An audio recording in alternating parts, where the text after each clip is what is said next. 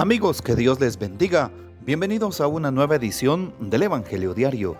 Estamos a miércoles 8 de julio, en esta 14ª semana del tiempo ordinario. Y para hoy, recordamos y celebramos en la liturgia de la Iglesia a los santos Aquila y Priscila, justamente muy queridos colaboradores del apóstol San Pablo en el libro de los Hechos de los Apóstoles. También hoy recordamos al beato Eugenio III y a San Adriano III, papas.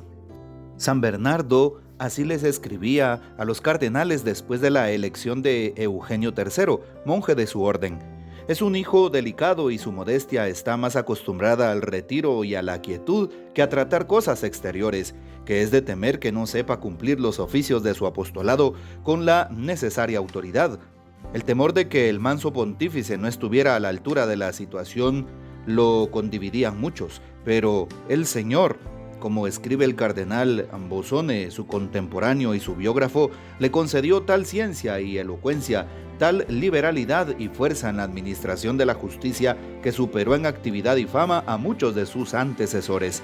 Eugenio III, cuyo nombre de pila era Pier Bernardo, era hijo de una noble familia de Montemagno, en donde nació, cerca de Pisa. Después del encuentro con San Bernardo en 1138, entró a la orden cisterciense. Elegido papa, gobernó a la iglesia durante 8 años y 5 meses, en un período muy difícil. Después de la elección tuvo que huir de Roma por la noche para hacerse coronar el 18 de febrero en el monasterio de Farfa, para escapar de las intimidaciones del pueblo que, instigado por agitadores como Arnaldo de Brescia, reclamaban para Roma las libres instituciones comunales con elección directa de los senadores. Por sugerencia de San Bernardo, se dedicó a la reforma de la iglesia y de la curia romana. Se preocupó por la defensa de la cristiandad contra la amenaza de los turcos por medio de una cruzada. Presidió 4 concilios: París, Trèveris, Reims y Cremona. Promovió los estudios eclesiásticos, defendió la ortodoxia y él mismo supo conciliar la austeridad de la vida monástica con las exigencias de la dignidad papal. Cuando murió en Tívoli el 8 de julio de 1153, el cardenal Hugo, obispo de Ostia, escribió: «Inmaculado, emigró de su carne hacia Cristo». Muy poco, en cambio, sabemos de la vida de San Adriano III. El Liber Pontificalis nos dice solamente que era romano, hijo de Benito, y que gobernó la iglesia un solo año, del 884 al 885. Los pocos datos biográficos se refieren a la narración de su muerte, de la sepultura y de los milagros que hizo. Los Anales Fuldenses del año 885 hablan de la partida de Adriano III de Roma, de su muerte y sepultura en el monasterio de Nonantola. El viaje del pontífice era la respuesta a la invitación del sucesor de Carlomagno, Carlos el Gordo, que había invitado a Adriano III a la dieta de Worms, porque la presencia del Papa confirmaría la autoridad imperial del heredero del Sacro Romano Imperio. Un detalle interesante de la personalidad de este santo es su actitud conciliadora con el patriarca de Constantinopla, Focio, a quien le comunicó su elección. Pidamos pues la poderosa intercesión de estos grandes santos, el beato Eugenio III y San Adriano III, papas. Muy bien, y para hoy, miércoles 8 de julio, tomamos el texto bíblico del Evangelio según San Mateo, capítulo 10, versículos 1 al 7. En aquel tiempo, llamando Jesús a sus 12 discípulos, les dio poder para expulsar a los espíritus impuros y curar toda clase de enfermedades y dolencias. Estos son los nombres de los 12 apóstoles.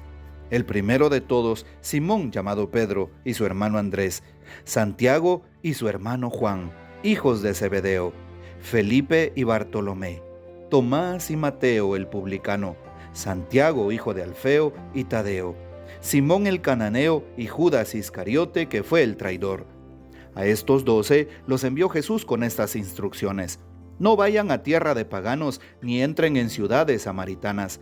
Vayan más bien en busca de las ovejas perdidas de la casa de Israel. Vayan y proclamen por el camino que ya se acerca el reino de los cielos. Palabra del Señor. Gloria a ti, Señor Jesús. Muy importante hoy la llamada que hace Jesús a sus 12 apóstoles, de ser discípulos, de ser seguidores, de ser aquellos que escuchaban la palabra, se convierten en los más cercanos, en los amigos, se convierten en los receptores directos de la gracia para darla al mundo entero. Y por eso Jesús les dio poder para curar enfermedades, para sanar a los enfermos, para expulsar a los demonios y también sanar dolencias. Así es, y por eso aquellos hombres que hoy tenemos el nombre de cada uno, se enamoran del reino, se enamoran de su misión, se enamoran de aquel amor y personalidad que Jesús tiene para con ellos. Ojalá que nosotros también hoy nos enamoremos del reino, nos enamoremos de nuestro servicio, nos enamoremos de los sacramentos, nos enamoremos de Cristo y no vivamos inmersos en la rutina. No vivamos inmersos en el cansancio de cada día. No vivamos inmersos en el quehacer cotidiano, en el estrés diario. De tal manera que nos vamos olvidando de esa primera llamada. Nos vamos olvidando del principio y fundamento que nos sostiene. Nos vamos olvidando de nuestra misión. Nos olvidamos de lo más esencial, del encuentro con Cristo. Aquellos hombres se encontraron con el Señor. Aquellos hombres cara a cara sintieron su misericordia, sintieron su perdón y por eso le respondieron. Por eso se consagraron a predicar el reino, a ayudar al prójimo e incluso a dar su vida en el martirio por Cristo. Qué importante es entonces que regresemos al primer amor, que regresemos a la primera llamada, que regresemos a Cristo, porque de esa manera serviremos con autenticidad. Y así tendremos menos justificaciones, menos quejas y por supuesto menos pretextos para la causa de Cristo. Así es, muchas veces decimos, estoy cansado, estoy cansada de servir, de nuevo el párroco me pone otro servicio, de nuevo mi grupo tiene que hacer aquello, de nuevo tengo que dar. No nos podemos cansar de Cristo, porque si regresamos al primer amor, sin duda alguna, tendremos el convencimiento, tendremos en el corazón la gana y el espíritu de hacerlo con todo el amor, porque es una acción de gracias por todo lo que Jesús hasta el día de hoy ha obrado en mi vida.